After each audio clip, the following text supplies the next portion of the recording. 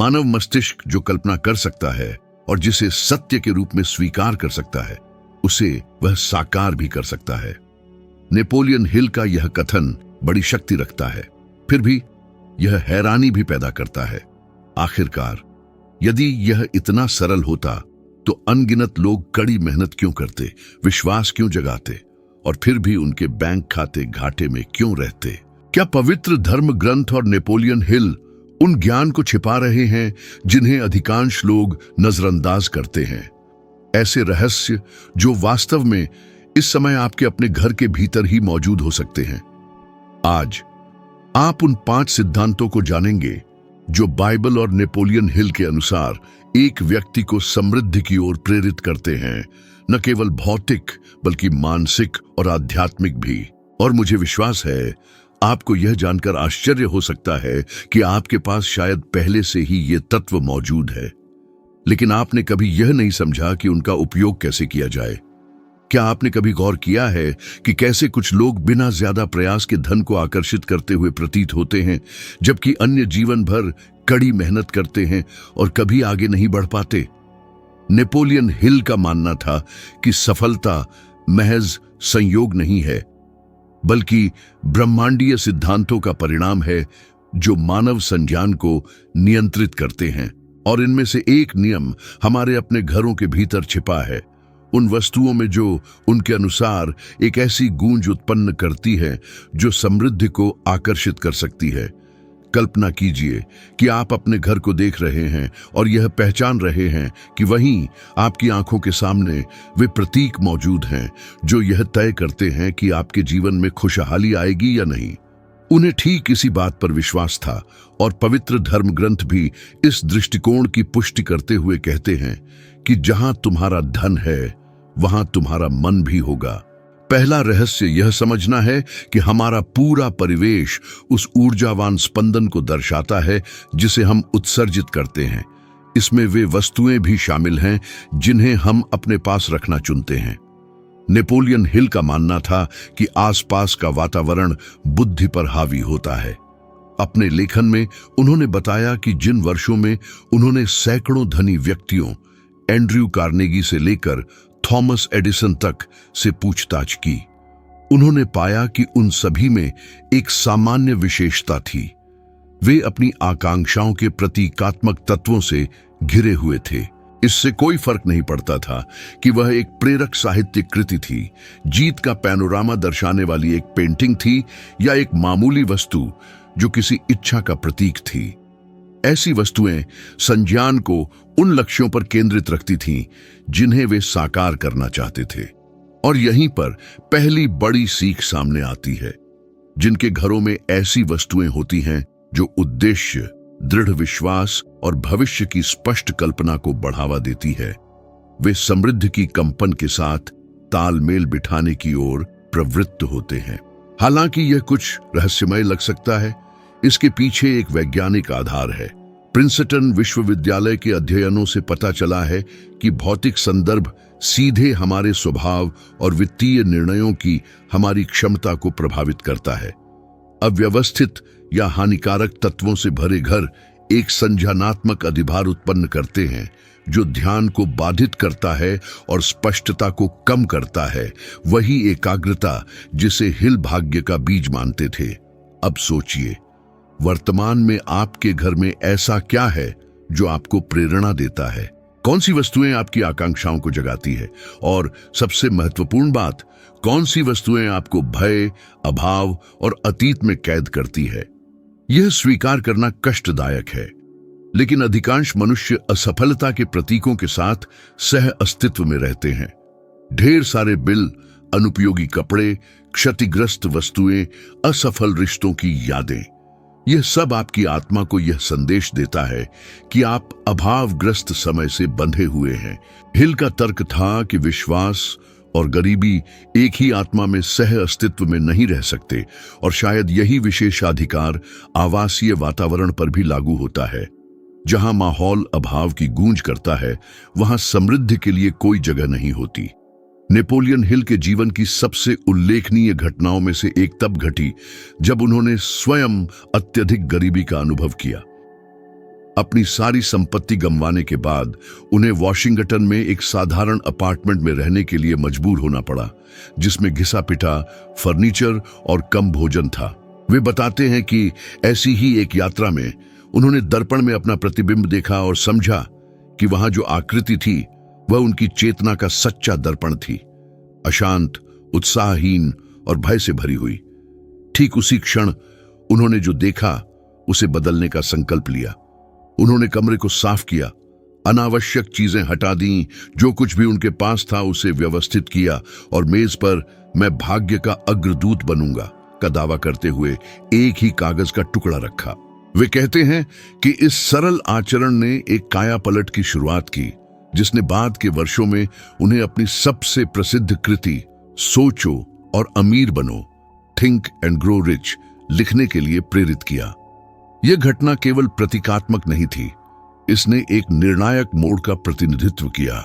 इसने दिखाया कि परिवर्तन परिवेश से शुरू होता है, क्योंकि वातावरण संज्ञान को आकार देता है। यदि आप अव्यवस्था के बीच सह अस्तित्व में हैं, तो आपका मन भी अव्यवस्था में ही काम करेगा। यदि आप उद्देश्य की भावना से घिरे रहते हैं, तो वह समाधानों की तलाश करेगा। समकालीन न्यूरोलॉजी इस सत्य की पुष्टि करती है। शोध से पता चलता है कि जो व्यक्ति संगठित और प्रेरक वातावरण बनाए रखते हैं, उनके दीर्घकालिक वित्तीय उद्देश्यों को प्राप्त करने की संभावना 30% तक अधिक होती है। यह ऐसा है मानो आपके घर में प्रत्येक लाभदायक वस्तु एक मौन चेतावनी के रूप में कार्य करती है कि आप समृद्ध होने की क्षमता रखते हैं। और यहाँ एक चुनौतीपूर्ण प्रस्ताव प्रस्तुत है। अपने निवास का एक कमरा चुनें और उसमें जो कुछ भी है उसकी बारीकी से जांच करें। वह सब हटा दें जो आपके वांछित भविष्य को प्रतिबिंबित नहीं करता है, और उसे ऐसी चीज से बदल दें जो आपको प्रेरित करती है। यह एक प्रार्थना हो सकती है जिसका अर्थ दृढ़ विश्वास हो, बहुतायत दर्शाने वाला एक चित्रण हो, या यहाँ तक कि एक साधारण वस्तु जो आपको अपने इरादे की याद दिलाए। 7 दिनों की अवधि के लिए इस अभ्यास को करें और अपने मानसिक परिदृश्य में होने वाले परिवर्तनों का अवलोकन करें। आप देखेंगे कि आशावाद और रचनात्मकता के विचार स्वतः ही अंकुरित होने लगेंगे। ये जादू टोना नहीं है, ये सामंजस्य है, वही जिसे हिल एक करोड़पति की मानसिकता का प्रारंभिक चरण मानते थे। इसलिए यदि बाइबल कहती है कि कर्मों के बिना विश्वास निष्फल है, तो शायद विश्वास का पहला कार्य जिसे आपको करना चाहिए वह उस संदर्भ को बदलना है जिसमें आप रहते हैं, क्योंकि समृद्धि उन स्थानों में नहीं बसती जहां जड़ता हावी होती है। और शायद, केवल शायद, वह समृद्धि जिसकी आप लगातार तलाश कर रहे हैं पहले से ही आपके घर में प्रवेश करने के लिए प्रयासरत है, लेकिन उसे उन पुरानी यादों में बाधाएं मिल रही हैं जिन्हें आपने अभी तक मुक्त करने की हिम्मत नहीं की है। आपके घर के भीतर आपके द्वारा कहे गए शब्दों में एक आंतरिक और शक्तिशाली शक्ति होती है। नेपोलियन हिल का मानना था कि पूरी प्रक्रिया मन से शुरू होती है, लेकिन मौखिक अभिव्यक्ति के माध्यम से साकार होती है। और बाइबल इस प्राचीन कहावत को यह कहकर मान्य करती है कि जीवन और मृत्यु जीभ के वश में है। आपने कितनी बार उस स्थान पर होने वाले संवादों की प्रकृति पर विचार करने के लिए समय दिया है जहां आप रहते हैं? अनगिनत घर भावनात्मक संघर्षों के वास्तविक मंच बन गए हैं, जहां लंबित आरणों, बाधाओं, दुर्भाग्य और निराशाओं के बारे में बात की जाती है। हालांकि हिल के विचार में यह अभ्यास एक संज्ञानात्मक ढांचा तैयार करता है जो आसपास की वास्तविकता को गढ़ता है। उनका मानना था कि शब्द अवचेतन को सीधे निर्देश देते हैं और यह बिना किसी आपत्ति के उनका पालन करता है। जब कोई व्यक्ति यह दोहराता रहता है कि उसके पास संसाधन नहीं है, कि कुछ भी सफल नहीं हो रहा है, कि देश मुश्किल दौर से गुजर रहा है और धनी लोग हमेशा बेईमान होते हैं, तो वह वास्तव में अपनी ही आत्मा को अभाव के लिए प्रोग्राम कर रहा होता है। हिल ने कहा कि वित्तीय अस्तित्व को बदलने का प्रारंभिक चरण शब्दावली में परिवर्तन में निहित है, और यह केवल आदर्शवाद नहीं है, यह शुद्ध न्यूरोसाइंस है। कैलिफोर्निया विश्वविद्यालय के शोधकर्ताओं ने पाया कि प्रतिकूल उच्चारण मस्तिष्क के अमिग्डाला को उत्तेजित करते हैं, जो भय और चिंता की प्रतिक्रियाओं के लिए जिम्मेदार क्षेत्र है। जबकि रचनात्मक शब्द प्रीफ्रंटल कॉर्टेक्स की कार्य क्षमता को बढ़ाते हैं, जो विचार विमर्श और योजना से जुड़ा क्षेत्र है। दूसरे शब्दों में, आपके घर में आपके द्वारा उपयोग की जाने वाली मौखिक अभिव्यक्तियां आपके मस्तिष्क को समृद्धि या पतन के लिए शाब्दिक रूप से गढ़ रही हैं। हिल ने इस वास्तविकता का व्यक्तिगत रूप से अनुभव किया। सफलता पर लेख लिखने के अपने शुरुआती चरणों के दौरान उन्हें लगातार निंदा और उपहास का सामना करना पड़ा। सबसे जटिल बिंदुओं में से एक तब आया जब वर्षों के प्रयास के बाद उनकी पहली पांडुलिपि को कई प्रकाशकों ने अस्वीकार कर दिया। उस चरण में उन्होंने अपनी क्षमताओं पर सवाल उठाना शुरू कर दिया और लगातार कहते रहे कि शायद वे पर्याप्त सक्षम नहीं हैं। जब तक कि एक दिन उनकी एक बेटी, जो अभी भी बच्ची थी, ने उन्हें "मुझे लगता है कि मैं सफल नहीं हो पाऊंगा" कहते हुए सुना और जवाब दिया, "पिताजी, क्या आपने मुझे यह नहीं बताया कि जो विश्वास रखता है वह प्राप्त करता है?" इस कथन ने उन्हें स्तब्ध कर दिया। हिल ने महसूस किया कि वह अपने ही साथ तालमेल में नहीं था। एक तरफ तो वह आस्था की शिक्षा दे रहा था, लेकिन दूसरी तरफ खुद में अनिश्चितता पैदा कर रहा था। उस दिन से उसने खुद से एक गहरा वादा किया कि वह कभी भी हार या असफलता की बात नहीं करेगा। उसने अपने साहित्यिक कार्य को फिर से लिखा और दशकों बाद वह इतिहास की सबसे बड़ी बेस्ट सेलर किताबों में से एक बन गई, जिसने विश्व स्तर पर लाखों प्रतियां बेची। यह घटना एक कड़वी सच्चाई को उजागर करती है। केवल समृद्धि की कल्पना करना पर्याप्त नहीं है, उसे शब्दों में व्यक्त करना अनिवार्य है। शब्द एक लय पैदा करते हैं। घरेलू माहौल में इसका महत्व और भी बढ़ जाता है, क्योंकि आसपास का वातावरण वही आत्मसात करता है जो बार बार दोहराया जाता है। क्या आपने कभी गौर किया है कि कुछ परिवार हमेशा अभाव की बात करते रहते हैं और कभी उस स्थिति से बाहर नहीं निकल पाते? यह कोई इत्तेफाक नहीं है। शोध बताते हैं कि जिन बच्चों को ऐसे माहौल में पाला जाता है जहां लगातार कर्ज, डर और कठिनाई की बातें होती हैं, वे वित्तीय संसाधनों के बारे में प्रतिबंधात्मक विश्वास बनाने लगते हैं, जो बड़े होने पर भी बने रहते हैं। तो फिर आपके घर में गूंजने वाली बातों को इतना खास क्या बनाता है? क्या आप अवसरों के बारे में बात करते हैं या बाधाओं के बारे में, आत्मविश्वास के बारे में या असफलता के बारे में? हिल का मानना था कि अवचेतन मन एक उपजाऊ भूमि की तरह है। यदि आप आशावाद के बीज बोते हैं तो प्रचुरता की फसल काटेंगे। यदि आप निराशा के शब्द बोते हैं तो अभाव पाएंगे। और इस धारणा में एक दिलचस्प पहलू है।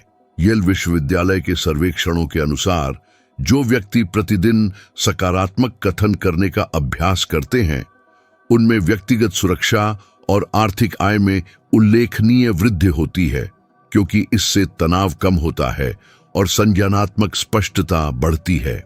और यदि आप एक छोटा सा प्रयोग करें तो 7 दिनों के लिए हर नकारात्मक अभिव्यक्ति को सशक्तिकरण के बयानों में बदल दें। जब "मेरे पास पैसा नहीं है" का विचार आए तो कहें "मैं और अधिक संसाधन आकर्षित करने की तैयारी कर रहा हूं"। जब "मेरी कोई पहल सफल नहीं होती" का विचार आए तो कहें "मैं इस चुनौती से मूल्यवान सबक सीख रहा हूं"। यह स्वयं को धोखा देने वाले की तरह नहीं, बल्कि अपनी स्वयं की सत्ता को नियंत्रित करने वाले की तरह करें। नेपोलियन हिल इस अभ्यास को सचेत आत्म सुझाव कहते थे और दावा करते थे कि यह उन सफलताओं के स्तंभों में से एक था जो उन्होंने एंड्रयू कार्नेगी से सीखी थी। कार्नेगी, जिन्होंने आज के हिसाब से अरबों डॉलर की संपत्ति जमा की थी, प्रतिदिन शक्ति और विश्वास के वाक्य दोहराने के लिए जाने जाते थे। हिल उनका उपयोग यह दर्शाने के लिए एक जीवंत उदाहरण के रूप में करते थे कि शब्द वास्तविकता का निर्माण कैसे करते हैं।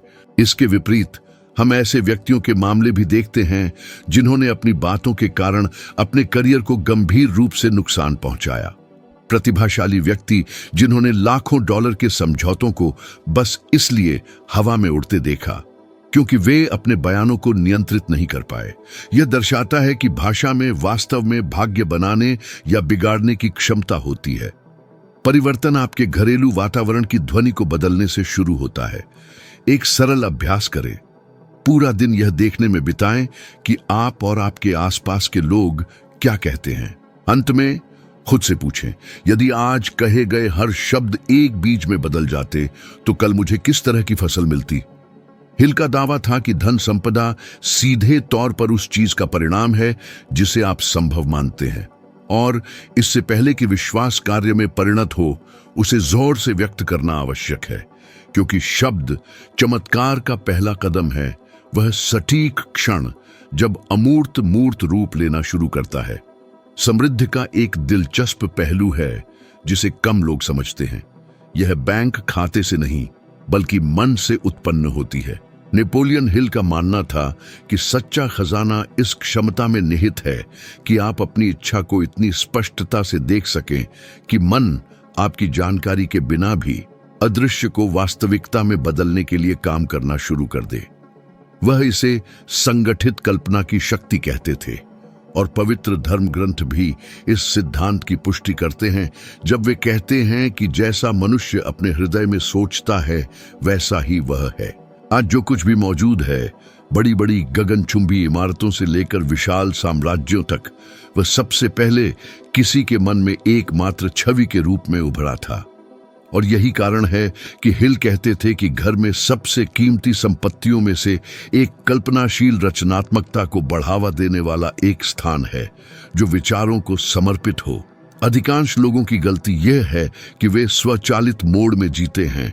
वे जागते हैं, काम करते हैं, दायित्व पूरे करते हैं, जीवन पर शोक मनाते हैं और चक्र दोहराते हैं। वे कभी भी उस जीवन की कॉन्शियसली कल्पना करने के लिए रुकते नहीं हैं जो वे वास्तव में चाहते हैं।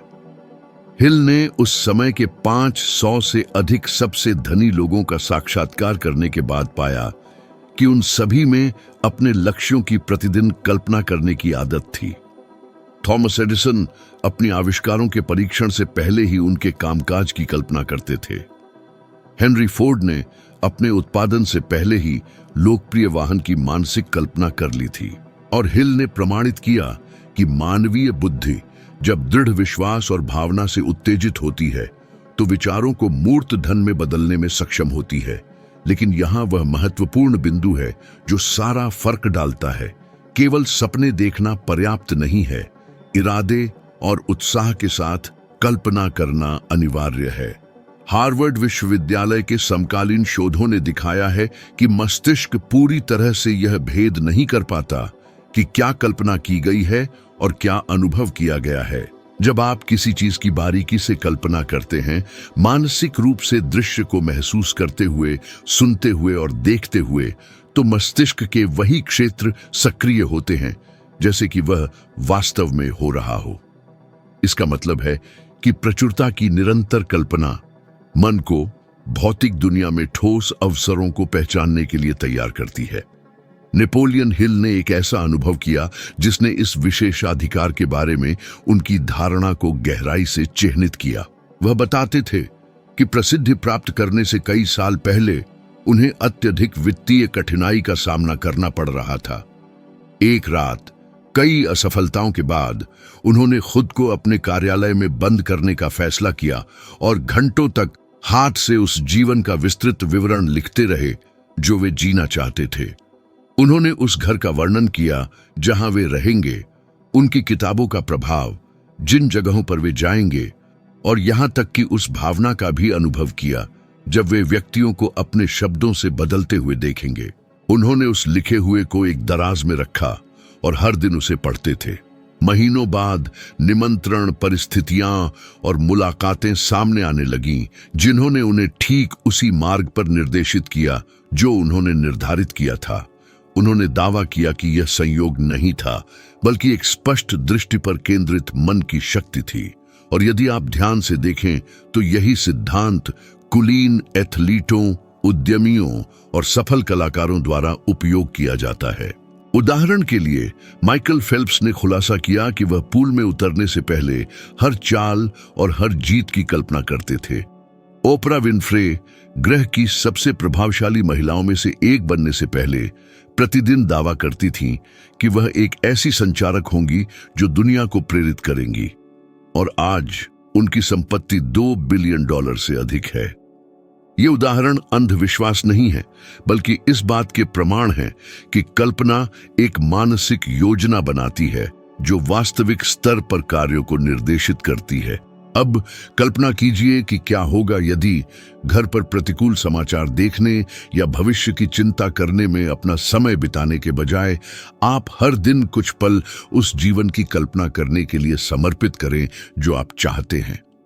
कल्पना कीजिए कि आप वित्तीय स्वतंत्रता का आनंद ले रहे हैं, लोगों की मदद कर रहे हैं, यात्रा कर रहे हैं, मुस्कुरा रहे हैं, शांति और कृतज्ञता का अनुभव कर रहे हैं।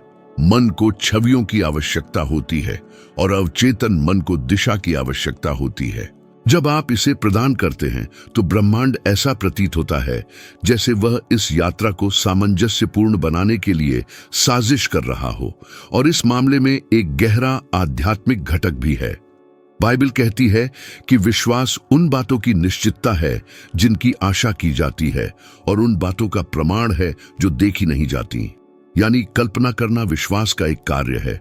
ये घोषणा करना है कि आप देखने से पहले विश्वास करते हैं। हिल इसे पूरी तरह से समझते थे। उनका मानना था कि विश्वास और कल्पना एक साथ मिलकर रचनात्मक शक्तियां हैं जो भाग्य को आकार देती हैं। इसीलिए जो कोई अपने घर में एक ऐसा वातावरण बनाए रखता है जो कल्पना को प्रोत्साहित करता है, चाहे वह आकांक्षाओं का एक बोर्ड हो, एक प्रेरक उद्धरण हो या शांति का एक सरल कोना, वह एक तरह से धन संपदा के लिए एक अभयारण्य का निर्माण कर रहा है। लेकिन यहां एक प्रस्ताव है। 21 दिनों के लिए हर दिन 5 मिनट निकालें और उस चीज की कल्पना करें जिसकी आप वास्तव में लालसा करते हैं। ये एक वित्तीय लक्ष्य हो सकता है, एक परियोजना हो सकती है, या जीवन में एक बड़ा बदलाव हो सकता है। अपनी आंखें बंद करें और हर विवरण की कल्पना ऐसे करें जैसे वह पहले से ही एक वास्तविकता हो।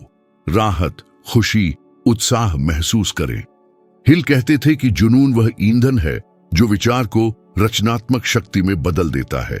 इसे लगन से करें और देखें कि आपका मन उन समाधानों को कैसे पहचानना शुरू कर देगा जहां पहले केवल बाधाएं ही दिखाई देती थीं। जो लोग समृद्ध होते हैं और जो केवल सपने देखते रहते हैं, उनके बीच का अंतर प्राथमिक है। जो समृद्ध होते हैं उन्होंने अमूर्त को कार्रवाई में बदलना सीख लिया है और सब कुछ मन में, घर में और अपनी इच्छित जीवन की कल्पना करने की दैनिक आदत से शुरू होता है, जब तक कि वास्तविकता के पास विचारों की प्रबलता के अनुसार ढलने के सिवा कोई विकल्प नहीं रहता। नेपोलियन हिल ने जोर देकर कहा कि समृद्धि का सबसे बड़ा शत्रु अवसरों की कमी नहीं, बल्कि भय है। प्रयास करने का डर, असफल होने का डर, परखे जाने का डर। और पवित्र ग्रंथ इस सिद्धांत की पुष्टि करते हैं जब वे घोषणा करते हैं कि जिस बात से मनुष्य डरता है वही उसके सामने आ जाती है। दूसरे शब्दों में, डर एक प्रकार का उलटा विश्वास है, असफलता में इतनी शक्तिशाली दृढ़ता कि वह एक आत्मपूर्ति भविष्यवाणी में बदल जाती है। यह देखना दिलचस्प है कि कैसे बहुत से लोग पैसे को लेकर चिंता पालते हैं, भले ही वे इसका खंडन करते हों। उन्हें हासिल करने और खोने का डर होता है, निवेश करने और गलती करने का डर होता है, समृद्ध होने और निंदा का लक्ष्य बनने का डर होता है। यह डर अभाव का एक अदृश्य चक्र पैदा करता है, एक मानसिक पैटर्न जो प्रचुरता की अभिव्यक्ति को रोकता है। हिल ने बताया कि भय एक खामोश फिर भी विनाशकारी शक्ति है। उन्होंने इसे इच्छाओं का गुप्त हत्यारा कहा। अपनी जांच में उन्होंने पाया कि सबसे धनी और सफल लोगों में एक सामान्य विशेषता थी। वे निडर नहीं थे, बल्कि डर के बावजूद कार्य करना जानते थे। एंड्रयू कार्नेगी, जो अपने युग के सबसे समृद्ध व्यक्तियों में से एक थे, ने हिल को सिखाया कि बहादुरी डर की अनुपस्थिति नहीं है, बल्कि उस पर विजय प्राप्त करना है। और जब हम बाइबल के सिद्धांतों का विश्लेषण करते हैं तो यह अवधारणा कई बार दोहराई जाती है। प्रेरित पौलुस ने जोर देकर कहा कि परमेश्वर ने हमें कायरता की भावना नहीं दी, बल्कि शक्ति, प्रेम और संयम दिया है। इसलिए डर आत्मा की जन्मजात भावना नहीं है, यह एक मानसिक रचना है जो संदेह से उत्पन्न होती है और दृढ़ विश्वास की कमी से पोषित होती है। हिल ने अपनी जीवनी के एक महत्वपूर्ण प्रसंग में इस संघर्ष को तीव्रता से अनुभव किया। महामंदी के दौरान जब संयुक्त राज्य अमेरिका इतिहास के सबसे गंभीर आर्थिक संकटों में से एक में डूब गया था, उन्होंने लगभग सब कुछ खो दिया। वे एक ऐसे बिंदु पर पहुंच गए जहां उनके पास अपने परिवार का भरण पोषण करने के लिए संसाधनों की कमी थी और वे अपने हर निर्णय के लिए खुद को दोषी ठहराने लगे। इसी अवधि में उन्हें तत्कालीन राष्ट्रपति फ्रैंकलिन डी रूजवेल्ट से एक अप्रत्याशित निमंत्रण मिला कि वे उन्हें ऐसे भाषण तैयार करने में मदद करें जो लोगों में आशा भर दें। हिल फिर से विफल होने के डर से अभिभूत थे, लगभग मना कर दिया। हालांकि उन्होंने स्वीकार करना चुना, एक विचार से प्रेरित होकर जिसने उनके दृष्टिकोण को पूरी तरह से बदल दिया। अगर मैं डर को हावी होने दूंगा तो मैं उसी चीज के विपरीत शिक्षा दे रहा होऊंगा जिसमें मैं विश्वास करता हूं। इस निर्णय ने उन्हें इतिहास के सबसे प्रसिद्ध भाषणों में से एक में सहयोग करने के लिए प्रेरित किया, जिसमें रूजवेल्ट ने प्रसिद्ध वाक्य कहा, हमें जिस एकमात्र चीज से डरना है वह खुद डर है। यह क्षण एक महत्वपूर्ण मोड़ साबित हुआ। हिल समझ गए कि डर एक मानसिक मृग तृष्णा है जो निष्क्रियता से पोषित होती है। जब आप गति में आते हैं तो वह अपनी शक्ति खो देती है, और जब आप दृढ़ विश्वास के साथ इसका सामना करते हैं तो यह गायब हो जाती है। समकालीन शोध इस दृष्टिकोण की पुष्टि करते हैं। स्टैनफोर्ड विश्वविद्यालय के अध्ययनों से पता चलता है कि मस्तिष्क वास्तविक शारीरिक खतरे के समान ही डर पर प्रतिक्रिया करता है, लेकिन यह प्रतिक्रिया नाटकीय रूप से कम हो जाती है जब व्यक्ति कार्य करने का विकल्प चुनता है। दूसरे शब्दों में, डर कार्य शुरू करने से पहले नहीं जाता है, यह क्रिया के दौरान ही घुल जाता है। जरा सोचिए, कितनी बार डर ने आपको अपनी जिंदगी बदलने वाली कोई तरक्की करने से रोका है। कोई व्यवसाय शुरू करने का डर, सार्वजनिक रूप से बोलने का डर, कोई नया करियर अपनाने का डर, पैसे लगाने का डर। अधिकांश मानव जाति असुरक्षा की कल्पनाओं द्वारा निर्मित एक अदृश्य किले में कैद रहती है। और सबसे दुखद बात यह है कि असफलता से खुद को बचाने की कोशिश में वे उसी तरह महिमा से भी खुद को बचा लेते हैं। हिल ने जोर देकर कहा कि जो प्रगति चाहता है उसे असफल होने का साहस होना चाहिए, क्योंकि असफलता केवल एक छिपा हुआ चरण है। इसका एक उत्कृष्ट उदाहरण वॉल्ट डिज्नी है। अपने समूह का निर्माण करने से पहले उन्हें कल्पना की कमी के कारण एक अखबार के प्रकाशन से निकाल दिया गया था। वे एक से अधिक बार दिवालिया हो गए और एक छोड़े हुए कार्यालय में रहने लगे। हालांकि वे अपने सपने पर विश्वास करते रहे, जबकि हर परिस्थिति असंभवता की ओर इशारा कर रही थी। आज उनका नाम कल्पना, विजय और धन का पर्याय है। अगर उन्होंने हिचकिचाहट को मान लिया होता तो दुनिया उस जादू से कभी परिचित नहीं हो पाती जिसे उन्होंने जन्म दिया। और यह देखना दिलचस्प है कि यही पैटर्न उन लोगों में भी दोहराया जाता है जो सफल नहीं होते हैं। जो व्यक्ति डर को खुद पर हावी होने देते हैं, वे तालमेल बिठा लेते हैं, बहाने बनाते हैं, टाल मटोल करते हैं। कितनी ही संभावनाएं व्यर्थ हो गईं क्योंकि किसी ने सही समय का इंतजार किया। हिल ने कहा कि सही समय वह होता है जब निर्णय लिया जाता है, न कि जब चिंता दूर हो जाती है। साहस कार्य से उत्पन्न होता है। तो यहां एक प्रेरणा है, कुछ ऐसा चुनें जिसे आप डर के कारण टालते रहे हैं और आज ही पहला कदम उठाएं। यह एक बातचीत हो सकती है जिससे आप बचते रहे हैं, एक परियोजना जो निष्क्रिय रही है, या एक निवेश जो कभी शुरू ही नहीं हुआ। एक छोटा, भले ही प्रतीकात्मक कार्य करें। हिल ने तर्क दिया कि बहादुरी का हर प्रदर्शन बुद्धि को एक संकेत भेजता है, यह कहते हुए, मैं सक्षम हूं। और जब यह घोषणा दोहराई जाती है तो अवचेतन मन बेचैनी को आत्मविश्वास से बदलने लगता है। विश्वास डर का मारक है, और जैसा कि हिल ने कहा, डर और विश्वास दिमाग के एक ही कोने में नहीं रह सकते। एक हमेशा दूसरे को बाहर निकाल देता है। इसी कारण से जो व्यक्ति अपने भीतर विश्वास को पोषित करता है, साहसिक विचारों, शब्दों और कार्यों के माध्यम से वातावरण को विकास के लिए एक उपजाऊ भूमि में बदल देता है। डर गतिहीन करता है, लेकिन विश्वास प्रेरित करता है, और यह प्रेरणा ही समृद्धि को आकर्षित करती है, क्योंकि प्रचुरता हमेशा उसी का पीछा करती है जिसके पास कार्य करने का साहस होता है, भले ही दिल तेजी से धड़क रहा हो। अब आप समझ गए होंगे कि सच्ची समृद्धि धन से शुरू नहीं होती, बल्कि मानसिकता, विश्वास और दैनिक व्यवहार से शुरू होती है। और यदि आप इस चरण तक आ गए हैं तो इसका मतलब है कि आप उन व्यक्तियों के छोटे वर्ग का हिस्सा हैं जो वास्तव में प्रगति करना चुनते हैं, जो औसत दर्जे का जीवन जीना स्वीकार नहीं करते और यह समझते हैं कि व्यावहारिक अनुप्रयोग के बिना ज्ञान कुछ भी नहीं बदलता है। इस प्रकार यदि आप सुधार की इस यात्रा पर आगे बढ़ना चाहते हैं तो स्क्रीन पर दिखाई देने वाला अगला वीडियो आपकी अगली प्रगति है। उस पर अभी क्लिक करें, क्योंकि वहीं मैं आपको दिखाऊंगा कि इन सिद्धांतों को एक नए स्तर पर कैसे ले जाया जाए और अपने जीवन में ठोस परिणाम देखना शुरू करें। मैं यहां मनोरंजन करने के लिए नहीं हूं, मैं यहां बदलने के लिए हूं। मैं इसे गंभीरता से लेता हूं, और यदि आप भी ऐसा करते हैं तो मैं आगामी वीडियो में आपका इंतजार कर रहा हूं।